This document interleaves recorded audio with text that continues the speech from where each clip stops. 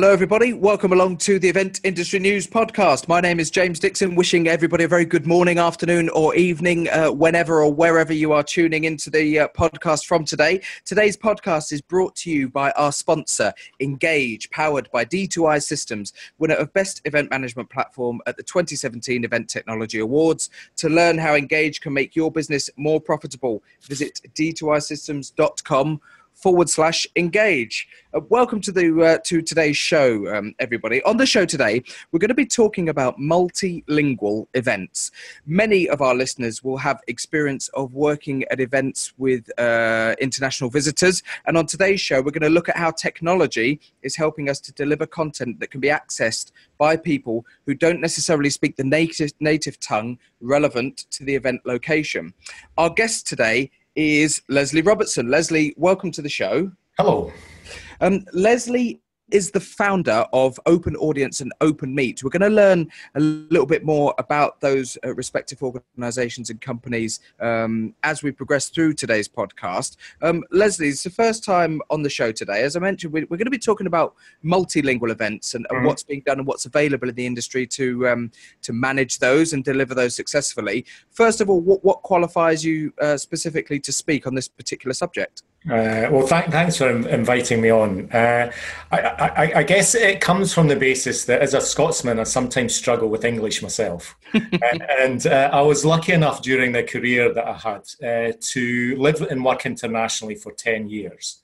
And during that period, I worked across 32 different countries where English was not the first language. But business English was the language of the offices. And so during my career, which was in healthcare, I spent a lot of time working with teams, leadership teams and sales teams, where I was having to think about how I explain things that to me seem quite normal and natural. But almost like, how do you engage an audience where maybe the content's not country specific, but also from a business language perspective, you're maybe not using words and phrases that they've learned when they've learned English. I also worked with some people where English was maybe the fifth language. Right. So I speak one language and one language only, but I'm used to working with teams of people who don't naturally speak English as a first language. And I think over the last year, we'll maybe come on to talk about it. We've delivered events in China, Japan, Santiago, Chile, plus a few others, where although it's been in business English, the audience is multilingual. And you mentioned, just to pick up on something, healthcare industry, and I know that the healthcare industry and the pharmaceutical industry have a reputation for delivering a lot of international events. You know, all over the world, you will get gatherings of healthcare professionals and people from the pharmaceutical industry, and it's a major contributor to the conference and the meeting industry, isn't it, with the international events that they have. I suppose then, just to turn it slightly onto the actual companies that you operate and how that ties into your own experience.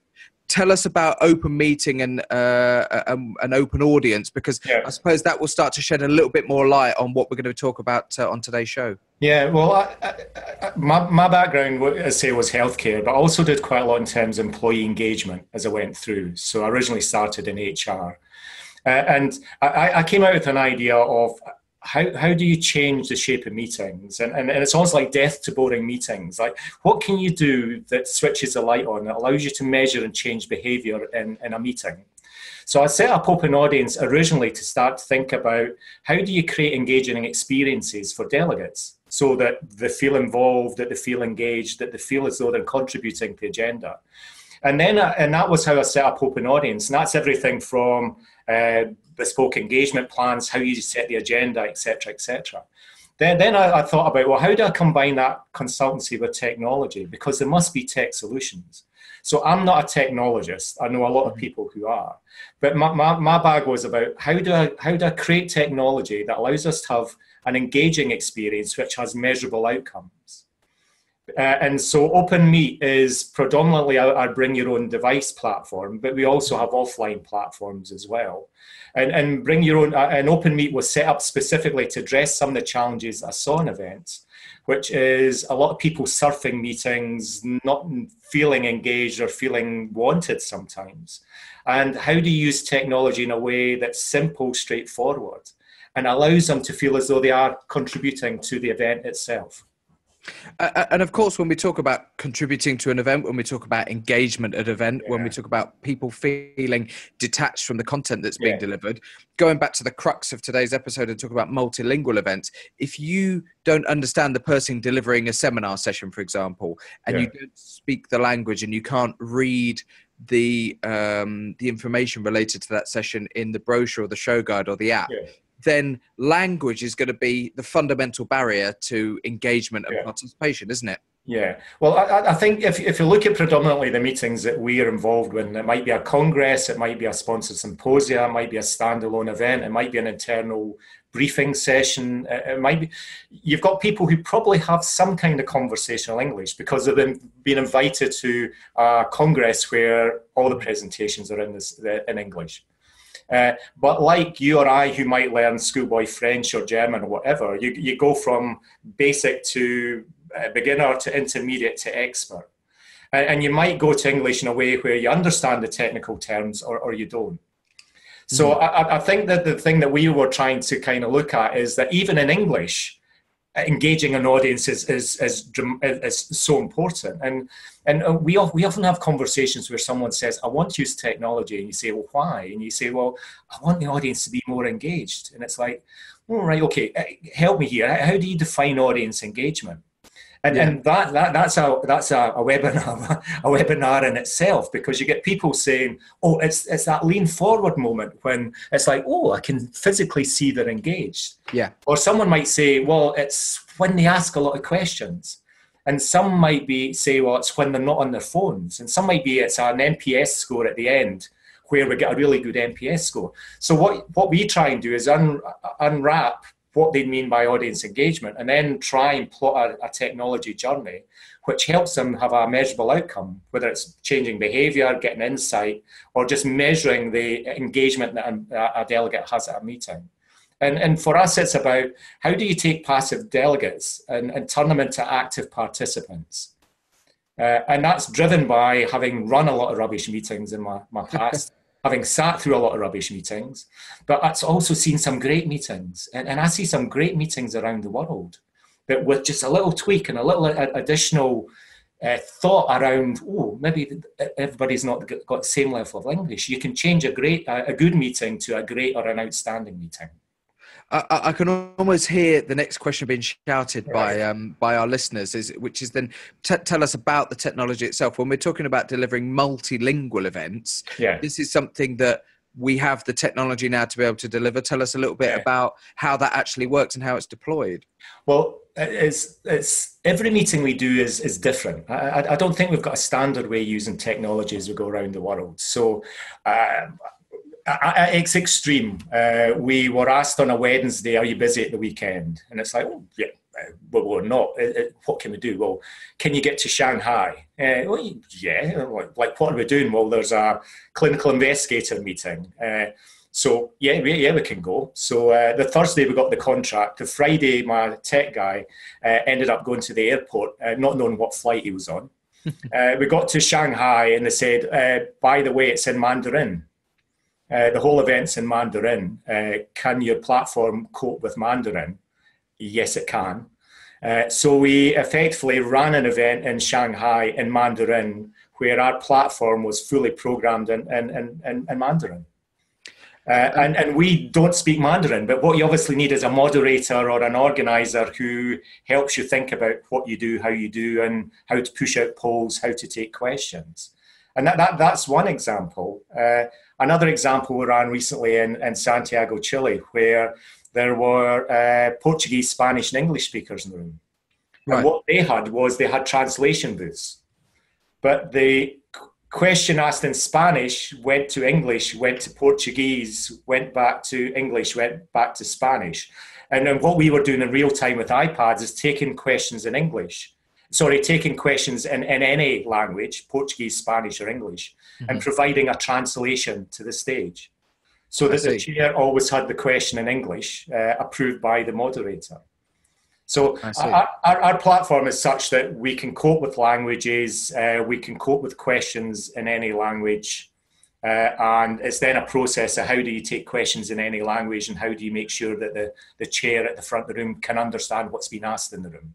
And just to, I suppose, to clarify and draw a more detailed picture of it, when we're talking about how the translations are manifesting themselves, are you utilising a digital platform where it's just text only that's fed in? Are there any actual interpreters, and how somebody wants to listen to it? How does it work? Yeah, because if you look at digital platforms that translate mainstream languages like Russian, Spanish, whatever, it's a very faithful translation. And we do a lot of technical medical events where you've always got to be clear that the words that are being put through, it's all moderated, it all has to be approved.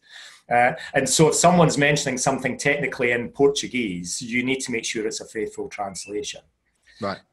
So in the Cantonese example, we were sat next to a Cantonese medic who was making sure that things were going through. If you look at the other ones, then there's always a step before.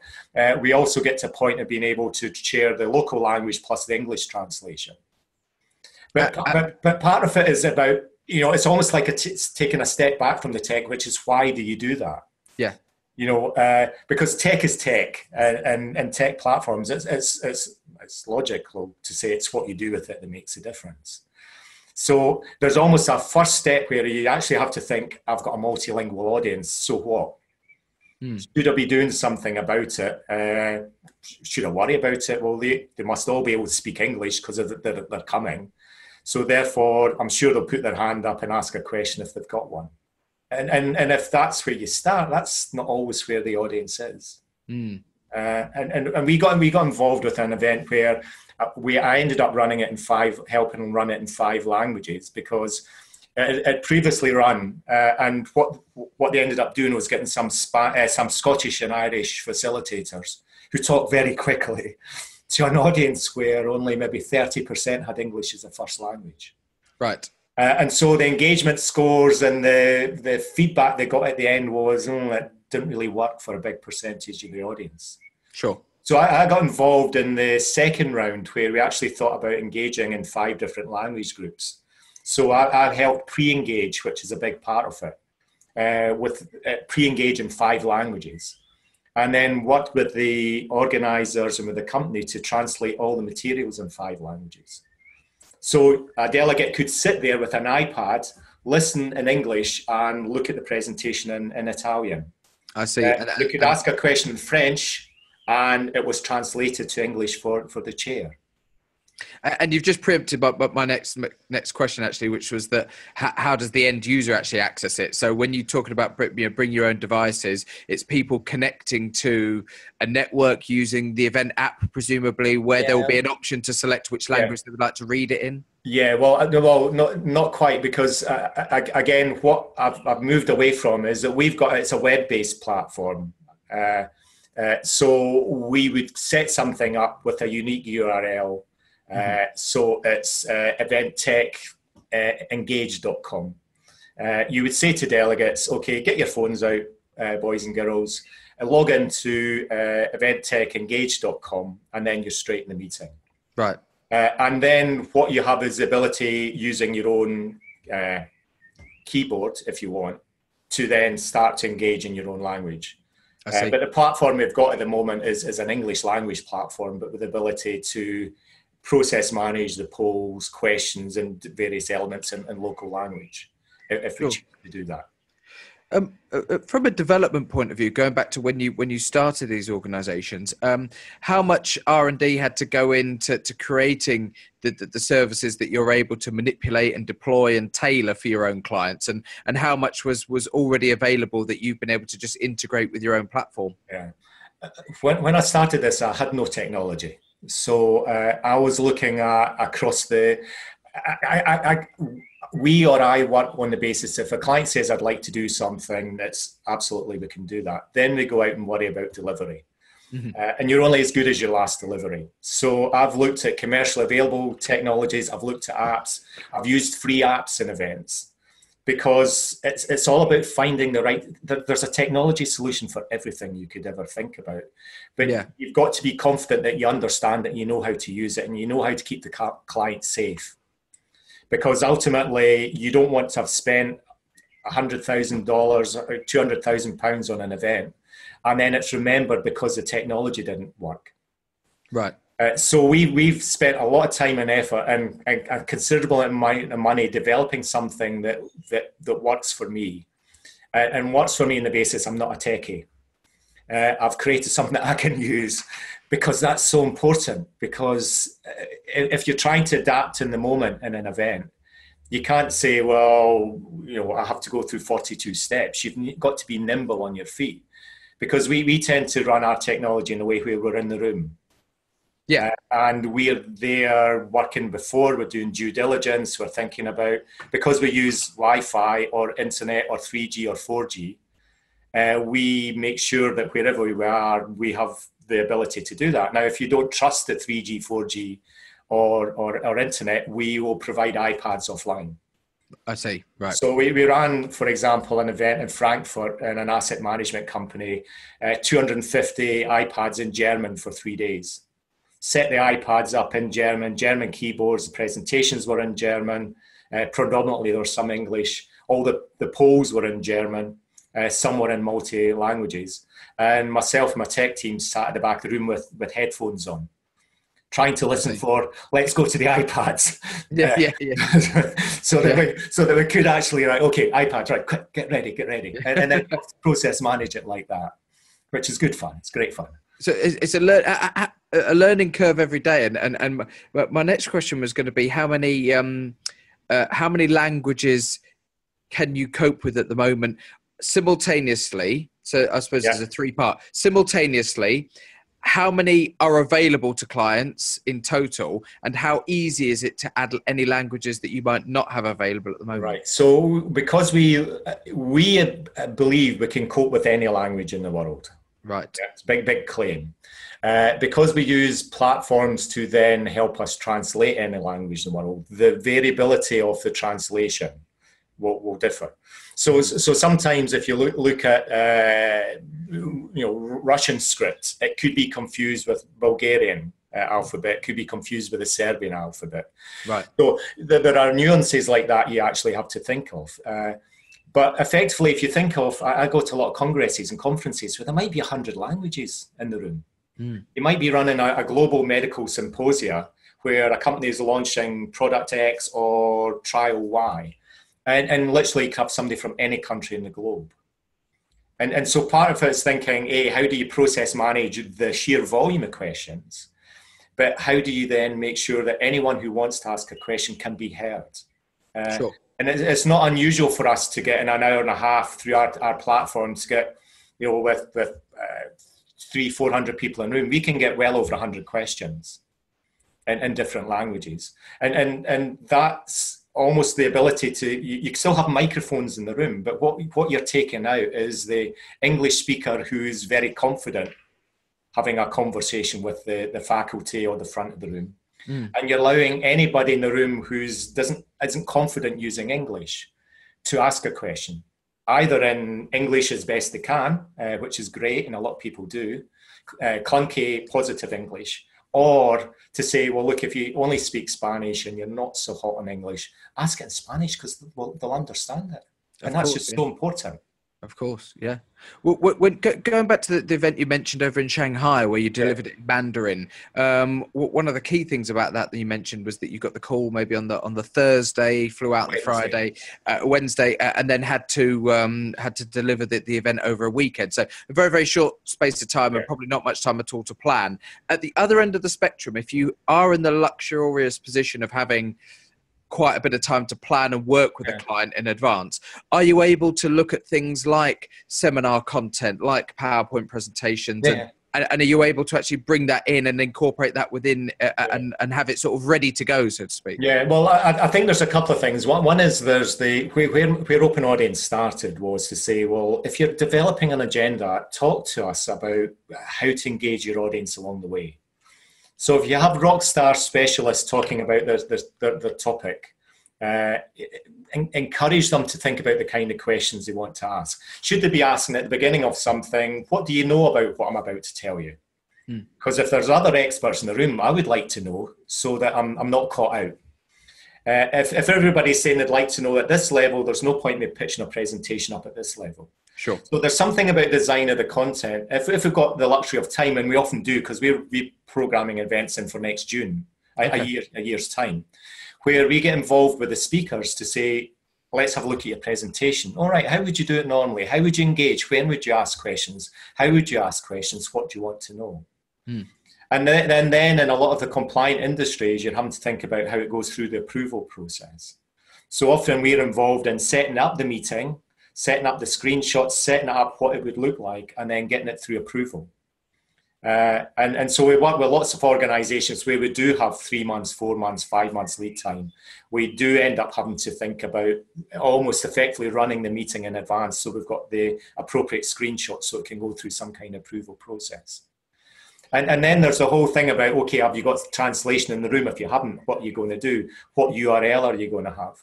And I was involved in facilitating an event in Tokyo, and it was predominantly Japanese, predominantly local audience who all had some business English. But what we had to think about there was the use of technology in a way where there's a whole hierarchy in terms of culture. Senior person speaks first, no one else then, generalization. Sure. No one else then gives you a view. People are not so confident about giving you an opinion. So we set up the whole event to think about engaging them before each topic to say, what do you think about X, Y, Z? What's your feeling about ABC? Tell us what you think about X, Y, Z. Yeah. And then using the data in real time behind us on the screen to say, that's interesting. Let us tell you what we think about it. Yeah. Because we tried would one half of the room like to say something? No. Would this half of the room like to say something? No. Right. Okay. Yeah. And that just looks silly. So, that's local knowledge, but also international understanding of different etiquette. Yeah. Levels of courtesy, local customs. As Yeah. People may just not feel comfortable in that particular environment, given what they consider social etiquette and business etiquette to be, to put their hand up and either criticize or offer a differing opinion from a person who's seemingly in a position of authority. Whereas they will go onto an iPad, and if they can maybe submit a question anonymously, they it's a great way of coping with those sort of different levels of etiquette and social decorum, I suppose, that you would encounter in different countries. Yeah, and I think that's why using your own device is so important, because I stood and watched some of the audience, and people who speak more than one language have more than one keyboard on their phone. Yeah. And they know how to go from Russian to English, from English to Japanese, from Japanese to Italian. They know how to do that. And it is interesting watching people who are thinking through a question, and you could see them almost thinking, right, I'll start in English, but then swap to Japanese, or I'll swap to Japanese. And the event I talked about in 5 languages, I watched the French-speaking table, and there was a girl sat there with an iPad, and she started typing in English, and then she changed a wee bit. And then she wrote something on her pad, and then she typed a second sentence in English, and then wrote a bit. And then she wrote a third sentence, and then she passed it to a friend who scored a bit out, and then wrote that third sentence in English. And then she popped the question into the iPad, and she put it in English. But the very fact that she'd taken time and effort to go from French to English made sure that she got her question to the front of the room. In a way that she would never have stood up. She would never have got up in front of a microphone, because she wasn't quite sure how to have the conversation. Yeah. But she went to the whole effort. And if people are prepared to do that, I'm an evangelist, in this whole area. You've got to think of ways to allow people to get their point across. And going back to this whole thing of and the point of today's episode, about engagement and engagement and activation in a multilingual environment. I've seen seminars, conferences, pretty straightforward, all English speaking conferences where people are reluctant to take that handheld mic during the Q&A session and stick their hand up and ask a question. It does usually take the moderator to prompt a couple of questions to get the Q&A flowing before you really open up the audience to the idea that it's okay to do that. And so when you then translate that into an environment where you've got 6, 7, 8, 9, 10 different languages sat there, you have to ask the question, how comfortable are these people in actually sticking their hand up, taking a microphone, and in a room full of people they don't know, asking a question in a language they can't really speak? To an expert on the stage. Exactly. And I think the whole thing is, this is not just something that happens in Japan or Chile or Moscow. If you think of the makeup of the UK population, and you think in internal meetings, you're going to have everything from Bulgarians to Polish people to Romanians, to Swedes to Brits. If you think of any congress or conference in the UK, you're going to have a mix of delegates and nationalities. And so this isn't just something that should be thought about outside the UK. But often if you're running a meeting, the reality is you're running a meeting, if you're organising a meeting, you think, right, I need tech in the room, I need to make sure the meals are right, we need to make sure the hotels are there. It's not front and foremost in terms of the thinking to the average event. So for me, it's like being able to switch the light on and say, well, look, if part of your engagement strategy is you want more questions, you want people to feel they've been involved and shaped the agenda or driven some discussions, then make it easy for them, because technology makes it easy. It doesn't double the cost, treble the cost, quadruple the cost. Tech is tech. But by actually going the extra mile and making it available and trusting that the tech's not going to let you down, it's as I say, I'm biased, but it's just something that I think everybody should be thinking about. Where does it, going back to your own organisations and the businesses that you run and the two, I suppose, sides to the business, the open audience and open meet, one being a consultancy and the other one being the company that helps to deliver the tech and the service. Is the consultancy purely focused on helping to find the right solutions that can be offered through the other company, or will you consult with clients on any aspect of their event tech or any aspect of what they're wanting to achieve and find the right solutions regardless of which provider you have to go to? So I almost feel like in the old days used to say, I'm an independent financial advisor. You tell me your financial circumstances and I'll recommend any mortgage in the market. That's how I feel that I am with Open Audience. If you don't need tech, you don't need tech. And sometimes red and green cards are okay. I've got a bag of red and green cards, because sometimes that's all you need. If that's really, people could put red and green cards up. I've run events where people have said, well, we'd like you to be involved in the event, but we're using one of your competitors' pieces of technology. Yeah, fine. It's like, let me work out what their tech does and let me make it sing. Because often there's technology out there that you can be more creative than the standard way of using X, Y, Z. Well, you could use X, Y, Z. But I've used a free app to run a strategy meeting where I put the free app on 35 iPads, had 8 teams in different rooms, leadership team in another room, watching things build in real time. It was a free app off the App Store. But the value that you've got is thinking through what's the needs, what's the pain that the organisation has, what's the budget, what's their attitude to technology. Because you don't want to use technology for technology's sake. You don't want to look like the gadget show. It should be an enabler, not a distraction.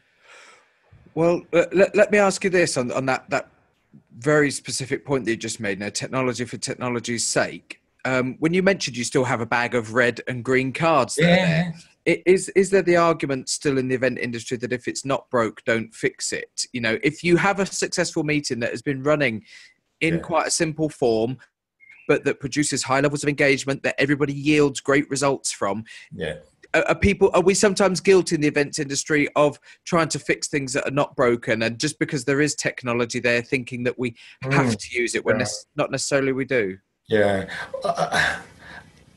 Yeah, I mean, it's an interesting question, because I think there's something about, we run events, and it's not minimum pain, but you've got 20 things you're going to be measured on. Mm-hmm. And a good successful event is delegates go away, and maybe your measure is, do the sign up for the next one. Yeah. But often the end client, if you're running an event for the end client wants to know, well, what did people think?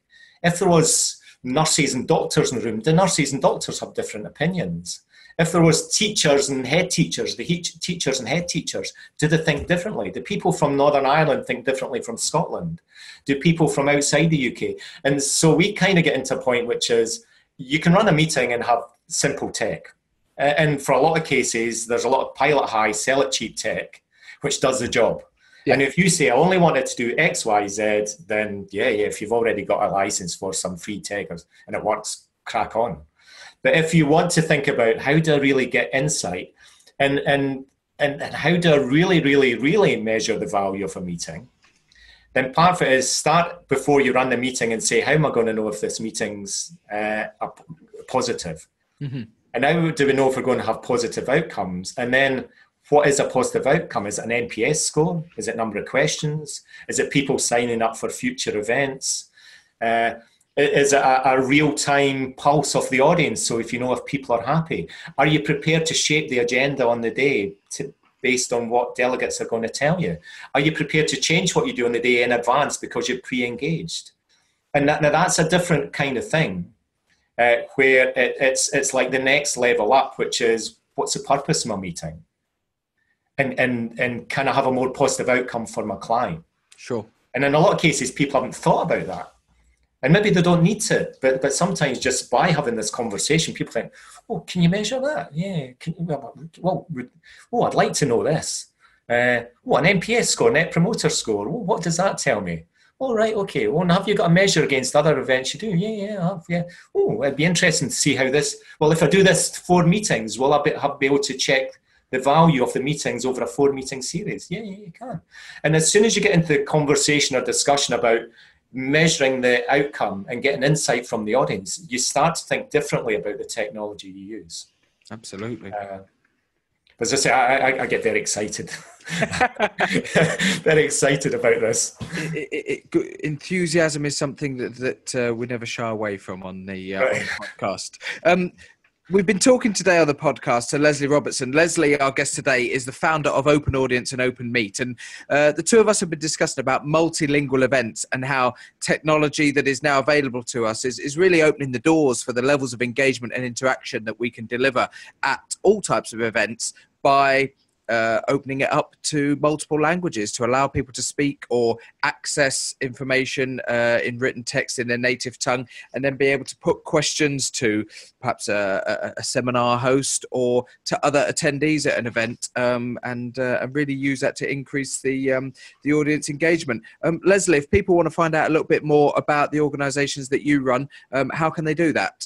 They can email me at leslie@openaudience.co.uk or head to either of our websites, which is openaudience.co.uk or openmeet.com.